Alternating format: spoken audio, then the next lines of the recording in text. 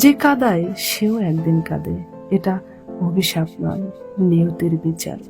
আমি ব্যস্ত মানুষকে বিরক্ত করা পছন্দ করি না, কারণ কেউ এতটা ব্যস্ত থাকে না যতটা ব্যস্ততা দেখায় প্রয়োজন ফুরালে। সঙ্গীর কাছ থেকে সবাই দামি উপহার আশা করে না। কেউ কেউ তার সঙ্গীর কাছ থেকে একটু সময়, যত্ন, ভালোবাসা, তাকে বুঝতে পারার মতো মন মানসিকতা এবং একটু ভালো ব্যবহার আশা করে। বিশ্বাস এখন অভ্যাসের বিষয় নয়, দুঃসাহসের বিষয়।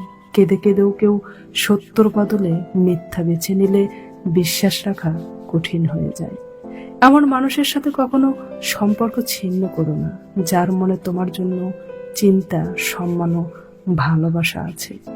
ঠকানোর বুদ্ধি ক্ষণস্থায়ী, কিন্তু ঠকে যাওয়ার শিক্ষা আজীবনের জন্য। যে মানুষটা কাউকে ঠকাতে চায় না, বিশ্বাস করুন সেই মানুষটাই প্রত্যেকটা জায়গা থেকে ঠকে আসে। কাছের মানুষগুলোর অবহেলা বড্ড ভয়ঙ্কর, যা একটা মানুষকে ধীরে ধীরে মৃত্যু অব্দি নিয়ে যেতে পারে। কেউ কাউকে ছুঁয়ে কথা দিয়ে কথা না রাখলে সেই মানুষটা মরে যায় না, কিন্তু ছুঁয়ে দেওয়া বিশ্বাসটা ঠিক মরে যায়। ভুলতে যদি সবাই পারতো, তাহলে মনে রাখতো কারা? ভোলা যদি সহজ হতো, তবে দুঃখ পেত কারা? জীবনে এই দুটো কথা শিখিয়ে দিয়েছে। প্রথম হলো নিজেকে নিয়ে খুশি থাকা, দ্বিতীয়ত নিজের রব ছাড়া কারো প্রতি কোনো আশা না রাখা।